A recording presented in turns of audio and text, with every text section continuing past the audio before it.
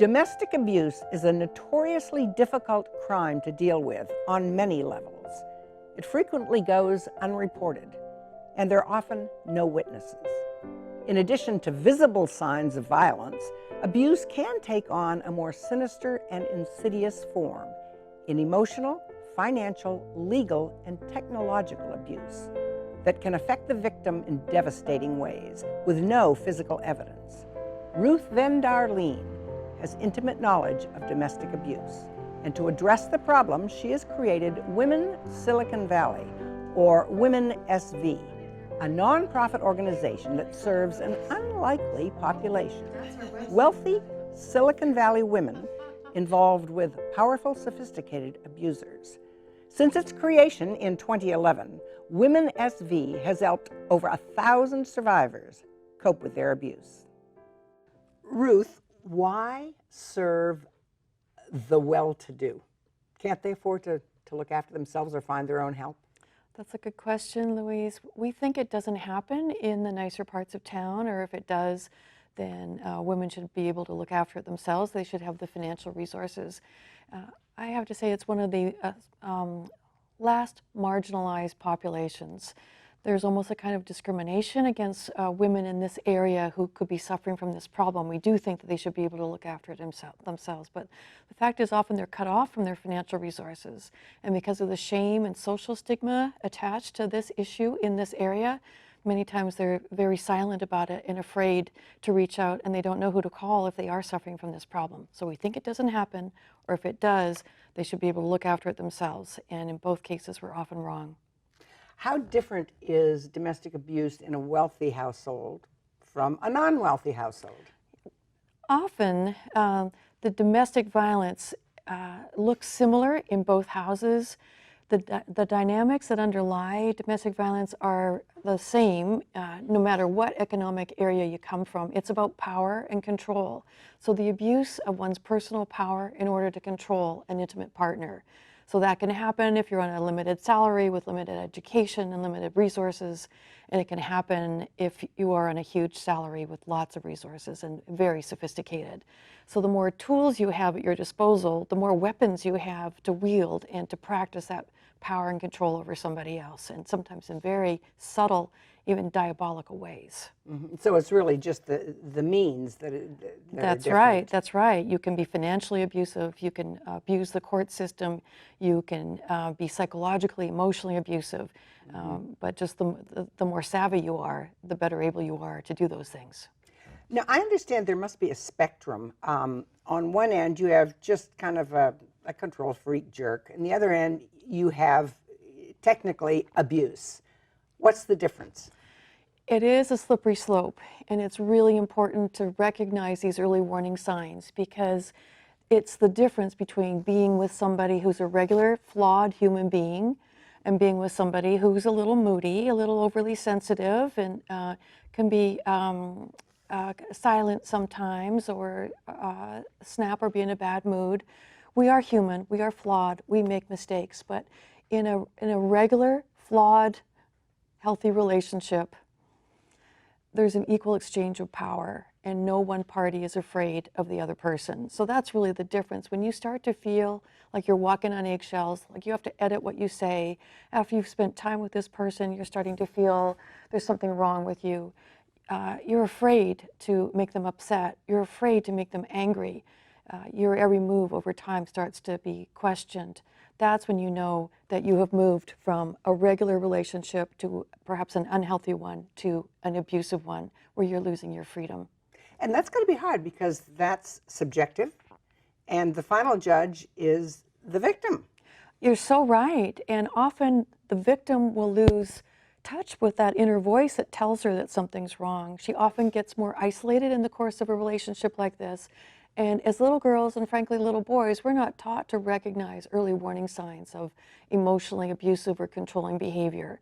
So what looks like attentiveness or concern or just wanting to make her better or being worried about her safety in the beginning, over time can look more and more like control. So because it is that slippery slope, unless she gets education about what controlling behavior looks like, she's going to find herself in over her head before she knows it. And is it possible that the abuser doesn't start out as an abuser, but becomes abusive? 100%.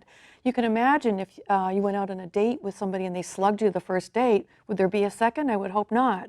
We are taught to recognize very physical, visual signs of abuse in a relationship. What we're not taught to recognize is these more subtle signs. That's where my program comes in, and the education and the training, and I hope we can get into the schools and educate the kids too. How extensive is this? In your life, all day, every day, you're confronted with it. But yes, in the real world, I think you said 85% of abusers are men. What? But, I want to, let's go back on that. Please do. Yes, so we don't have real hard statistics on abusers. We spend more attention on women who are victims. We talk about women who get pregnant, women who get sexually assaulted, women who get raped, women who are domestic violence victims. 1 in 3 to 1 in 4, depending on the site that you are referencing. 1 in 3 women, 1 in 4 men, which will be victims of severe domestic violence in their lifetime. But if we're not careful, if we stop there, we're going to think that, well, women are like 50% of the time perpetrators if we think it's 1 in 4 men. But the fact is, 94% of victims of domestic violence are female. So even in cases where males are victims, the violence is often being perpetrated by their male partner. Well, how many men, you probably don't know this, men in general, what fraction of those abuse? Yeah, well, that's what I was trying to allude to earlier.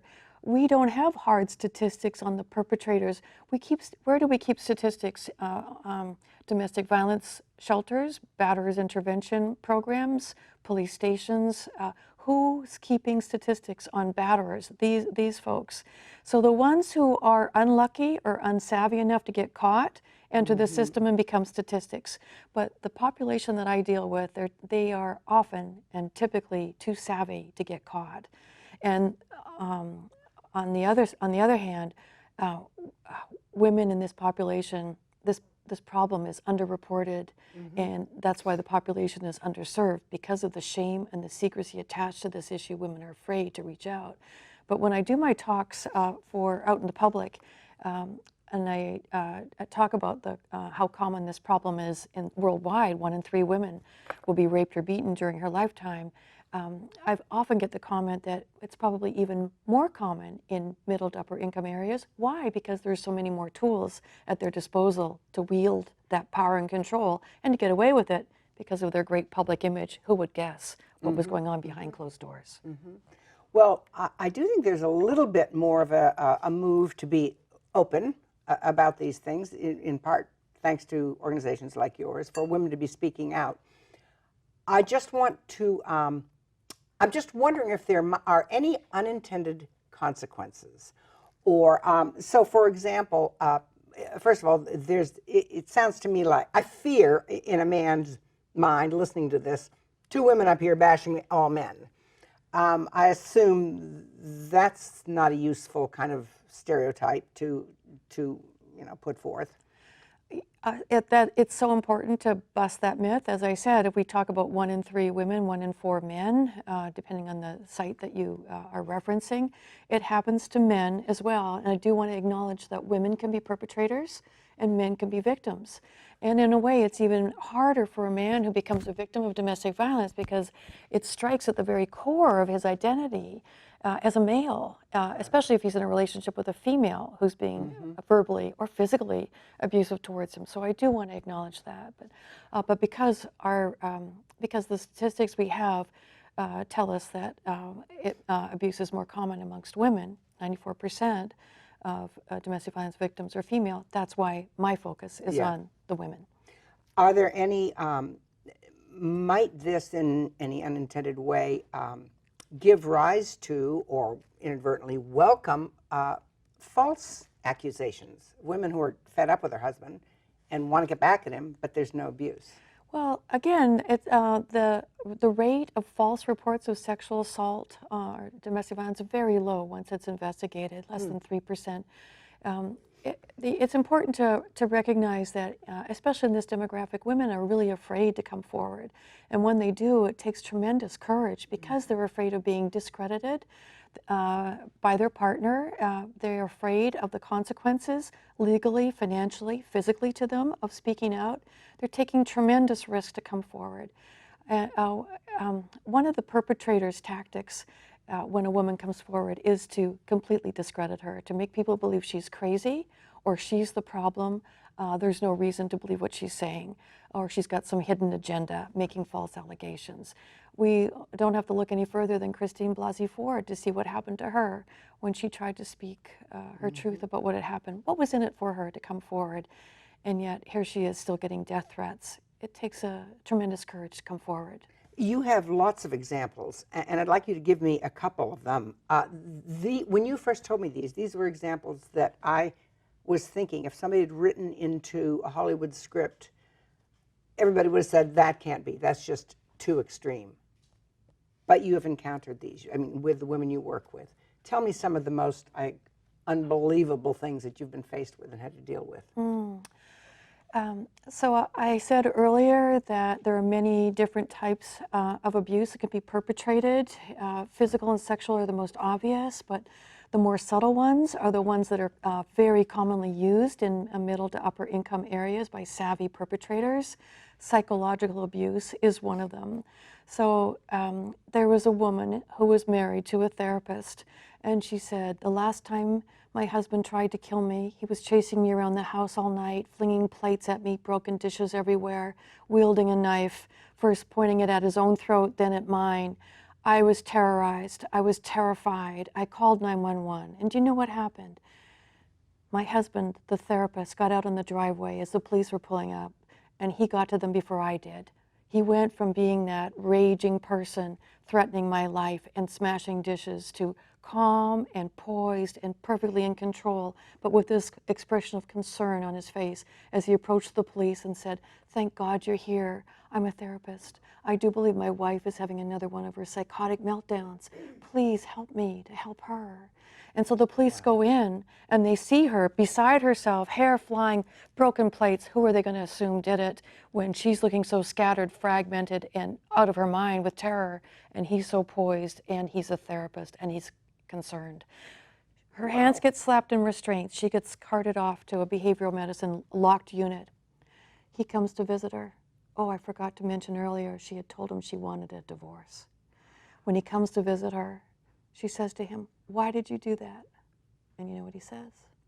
Because I can. God. So that's someone who has abused his, up until that point, abused his education to get inside her mind, make her question her own memory, her sense of reality, her sanity over time. Then abused his credentials to make it look like he was informed enough to make a diagnosis of his wife and express concern in a way that would have her end up being punished for what happened.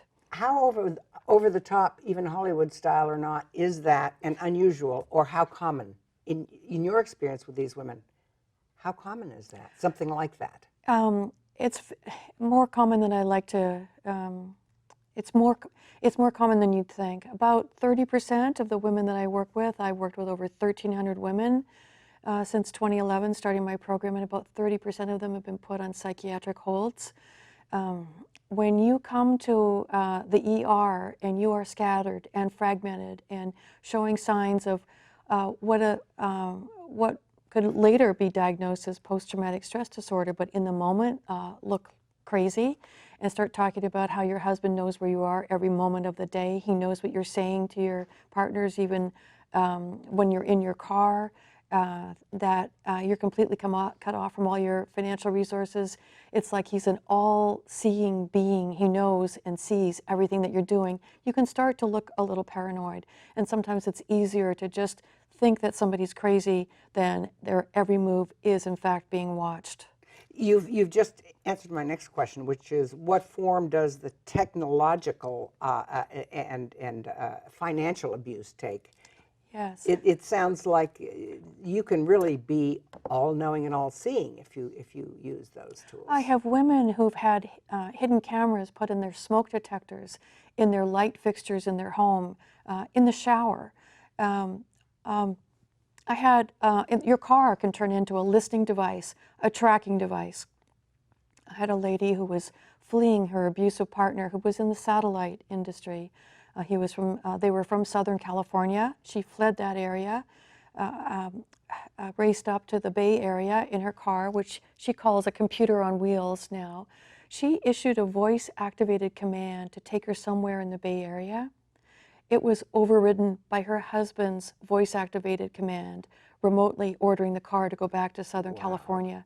Now imagine trying to explain that to a police officer without looking rather paranoid or crazy. But these are people who are developing this technology. And what does it do? I understand there's the Stockholm Syndrome and this idea, gaslighting, the idea of the woman feeling like she is crazy. To what extent does it mess with the woman's mind so she really does feel like she's crazy? It is possible to drive someone crazy. How do we know what's real, what's normal, what's healthy? In a vacuum, we don't really. We check out our reality by talking to others, but that's one of the tactics of a sophisticated abuser, to isolate his partner so she has no one to compare her reality to.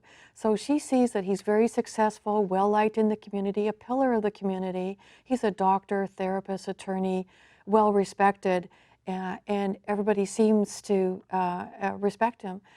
But here she is in the home and seeing this other dark side, and he's saying to her, well, I wouldn't do these things, or I wouldn't have to say these things to you if you weren't so crazy, if there wasn't something wrong with you. But even over time, he may deny ever saying certain things to her and say to her, I would never say that, I would never do that. So she would have a recollection of him teasing her about her cooking, or criticizing her over it in front of a dinner with friends, and later bring it to his attention, and he'd say, I would never do that. What are you talking about? Or you're way too sensitive. Minimizing, denying, putting it back on her, making her the problem. So over time, she may start to doubt, well, did he really say that? Or was it really that bad? Starting to minimize, and then starting to doubt her own perception. It plays with her mind, and if the more isolated she gets, the more vulnerable she is to being brainwashed. What about suicide or suicide attempts with these women? It's very common for the women I work with to have had the thought of suicide flash through their mind. It's much less common for them to have attempted suicide, especially if they have children. These are women who start to feel over time that there is no way out. They feel trapped. He's well respected. He's got all the money. He's taken over all the financial resources, or he has money to make life miserable for her if she leaves, dangerous for her if she leaves. He's threatened to destroy her, take her children away. Over 70% of domestic violence incidents happen after a woman leaves the relationship. Yeah, that's amazing. So that's what strikes fear into her heart. How do I get out? How do I escape? If I leave, will things get better? Statistically, they could often get worse. Now, I think it's well known that this is not new. You know, across the world for centuries, there have been two tiers between the men and the women. Now, I'd like to get in the shoes or the mind of the many men who abuse. What's going on there? Well, we could talk about them as children, as reported by their adult female partners, so it's only what I hear from them, or we could talk about them as adults, again, as reported by the women that I work with. So I would not testify in a court of law. What I'm sharing with you is information that comes from the women that I work with. We don't have data, a lot of data in this population, going back to the shame and the social stigma attached to it. So if we talk about them as children, based on the reports of over 1,000 women that I've worked with, many of their male partners come from homes where there's a problem with bonding with one of their parents growing up. They've learned that adults aren't safe, that even though their parents are supposed to love them, they've abandoned them in some way, or been cold or cruel or abusive. They've learned to fear true intimacy, and as children they often felt very powerless and felt perhaps that they were never going to feel that way again. They were going to have power over others rather than feel powerless. So that sounds like a double-edged sword, which is to say we can prevent it if we're parents, or if it happens, it was my fault as a parent. Oh, I never want to blame parents for having that happen, especially if we're in a home where one parent is loving and kind and the other is abusive. But 1 in 3 children growing up in an abusive home is at risk of becoming a victim or a perpetrator as an adult, because abuse is a learned behavior. There is that third road: victim, perpetrator, or learning from the negative example not to repeat it. But even forensic psychologists that I've talked to, and I've talked to many, don't know what makes somebody choose that third path. So that's the risk. But what happens that the mitigating influence is a loving, kind mother who's doing the best to keep her children safe, and where appropriate, planning a strategic exit when the timing is right. But if a child can learn what empathy and healthy love looks like from that loving mother, they have a chance of succeeding in life. Well, right here is when you step in. So tell me what you do. You're not a therapist, but what do you and your organization do for these women? Yes, though I'm not a therapist, I do trainings for therapists. I do trainings for therapists, for physicians, for attorneys, for law enforcement, for superior court, family court, domestic violence providers. So a big piece of what I do is training providers to become more trauma informed in dealing with this population. I also work with the media to raise awareness about this issue. I've been on the Megyn Kelly Today Show when it was the Megyn Kelly Today Show, in the Wall Street Journal, on the Good Morning America show, talking about the issue of domestic violence in middle to upper income areas to raise awareness about this. And I do presentations out in the public. But the most important thing that I do is the direct client services, where we work with women individually to raise awareness about domestic violence in the demographic that they live in, to talk about the more subtle forms of abuse, to help them recognize early warning signs and later warning signs, red flags that signal that they are in an abusive relationship.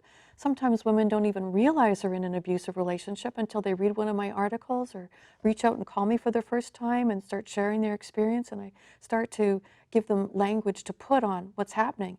That's gaslighting. That's coercive control.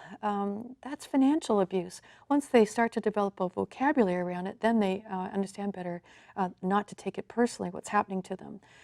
We also have a support group, a couple of support groups that we run, and we do court and police station and attorney accompaniments, so they don't have to walk this path alone. And we refer ladies to resources depending on what they're looking for. But I wonder if I could take a moment and talk about the profile of an affluent abuser. Please just do. to describe what that, I talked about what an abuser may have gone through as a child. Sometimes it's influences from other sources, and sometimes it's what they've learned growing up, because abuse is a learned behavior. And it can be unlearned, but with only great motivation and people to show them the way. But they have to be willing to try to do things differently. Often it's a belief in how they get to treat women, treating women as less than, as submissive, as subordinate. Mm-hmm. Often they, and I'm saying this is a small select population of affluent professionals. Most of them are wonderful people, great family men. You can be successful and kind and good, and I know many men who are like that.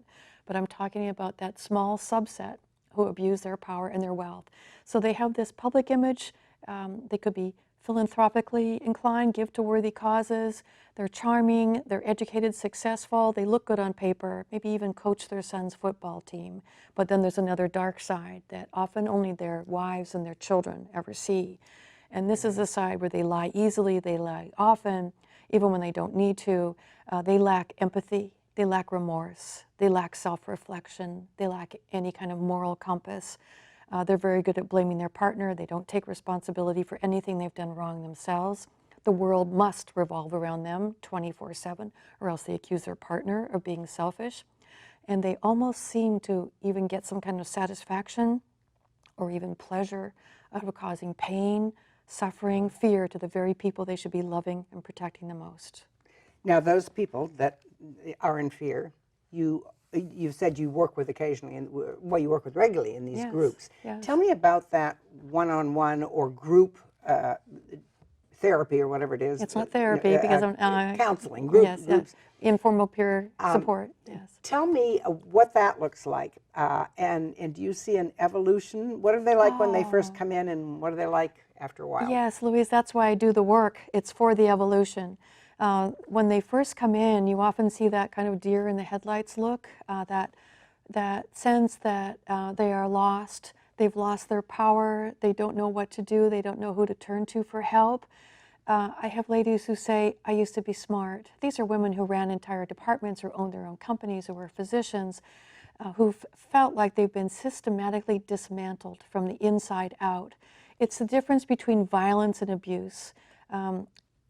Violence leaves typically and often physical marks behind it. Abuse is if violence is an assault on the body, abuse is an assault on the mind, on the spirit, on the soul. And so when they first come, there's that sense that they've been destroyed in some way. They've been badly hurt on the inside, not the person they used to be.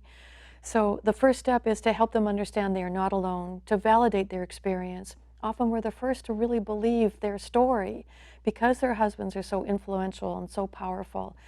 They felt that no one would believe them. They've reached out before and they've been shamed or ridiculed or not believed. And so we take time to help them, to give them a space where they can feel safe to share their story. And then to talk about, as they share their experiences, to identify the different types of controlling behavior we see. Oh, when we were first going out, he cleaned out all the florist shops in the area, and he would love bomb me with beautiful letters and lots of flowers and expensive dinners and take me on these great trips. What girl's head wouldn't be turned by that kind of attention? He said all the right things, he did all the right things. And then it was only slowly over time that I saw that the mask kind of slipped and he would be rude to a waiter, or he would be checking in on me, wondering who I was talking to at that party, or saying maybe the neckline of my dress was a little too low, or maybe I had too much mascara on, little by little. So as they recognize these early warning signs, they get more of a handle on what's happening to them. And then when I introduce them to the group, then they start to see sisters who've had similar experiences. They know they're not alone anymore, and sometimes they end up finishing each other's sentences. Sometimes they'll even say, I think we all married the same man. They feel like they've got solidarity in a community now. How important is that to them for their healing? It's vital. It's vital because we talk a lot about strategy. What are the tactics that the abuser uses, and then what are counter strategies to address those tactics? It's the situation room, that's what we call it. So if the abuser's tactic is isolation, so he can get inside her mind, work on her, and make her think that she's the problem, if she just did X, Y, Z, things would be better. Well, she does X, Y, Z, and ABC, and thousands of other things, and things still don't get better. So if she starts to recognize that whatever she does, it's not her issue, it's his, and give it back to him, the abuser, put the blame and the shame back on the person it belongs to, how validating that is for her. So do you see these women come out really empowered? Absolutely, absolutely. And sometimes it's even after that first meeting where someone has believed them, someone has offered them water, a safe space to talk, but gentle and kind and encouraging, and talk to them like an equal, like a peer, not like a collaborator. I'm here with you in this, and let's travel this path together. And then to reach out to other women and find they have these other companions to travel with them. That's when you see the hope, the evolution, this returning to who they were, and even more because they're empowered now and wiser. So for you, in terms of where did you ever expect you would be at this point in your life? In what ways might it be unexpected? And in what ways what is the most fulfilling part of where you have found yourself? Oh my gosh, well, I was a teacher, so to think I'd be running a domestic violence organization is a far cry from being a teacher, and yet really not so much, because my goal is to educate people, to educate parents, and to educate children. That's why I became a teacher, because I love kids, and that's where we have our highest point of impact with children growing up. Even if they're growing up in a dysfunctional or abusive home, if they can learn there are alternatives, there are other ways of being in the world, it can give them hope. And if they can reach out to other kids experiencing similar issues and know they're not alone, they can band together. So I do feel that children are the ultimate political prisoners. So it's one of our goals is to help lift the children up so we can break that cycle of violence. So that's where the excitement lies for me. I was going to say, we're almost out. We are out of time. But one last question. This could be a really depressing job, but you've said it's not. At the end of the day, at the end of each day, why is it not for you? I'm a believer, and I do feel I'm drawing on an infinite source of love and light and power. So it's not just me doing the work, but I feel I have that kind of spiritual support. But what also gives me hope every day is seeing how grateful the ladies are, and then to see that light come back into their eyes, to see the hope get rekindled.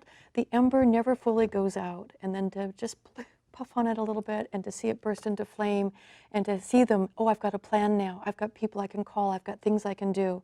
I love that. I love that. And that's why I do it, to see that hope and that light return. Keep up the great work. Thank you. Congratulations on the award. Thank you so much. Thank you so much. It's quite an honor. I'm so happy. Thank you.